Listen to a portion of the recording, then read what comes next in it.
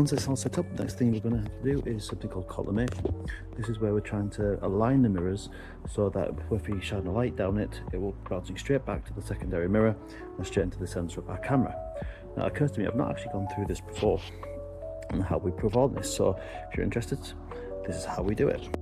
This little device is called a laser collimator, and what it does is it emits a laser from the bottom and it goes through to the top here, and it tells us roughly on the screen where we need to move the back mirror to.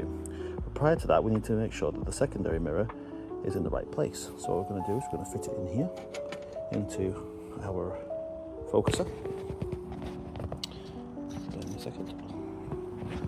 We're just going to make sure that's inside the focuser, nice and tight, and then we're going to shine the light wire down. Now, as you can see in the bottom of the scope, if you see that there is a small mirror, and there's a small circle in the mirror. Now this is what we're aiming for. Hopefully this will be almost bob on, and to be honest with you, that is bob on the mark. There is no issues with that at all. So we're exactly where we need to be. So it means that I don't have to, you can't see them here, there's 3 screws.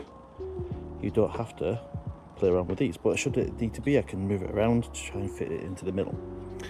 Now the next part of it is to look at the back mirror. As you can see on the side here, it's not quite plumb in the middle. So in order to make this work better and to make sure it's nice and even, I'm going to turn that round so I can see from the opposite side, and I'm going to move these knobs to ensure that we are where we need to be.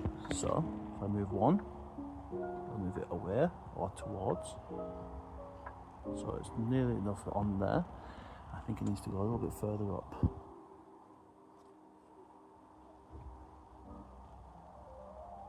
I think we've just about got it there. And then we're going to lock it off with these locking nuts on the side. Now, unfortunately, as soon as you've done that, it might mean that the collimation has gone off on this side, and it has slightly gone above. So what I'm going to do is I'm going to get an Allen key and I'm going to straighten that up and then repeat the process until it all is in alignment. Simple. Don't forget to like and subscribe.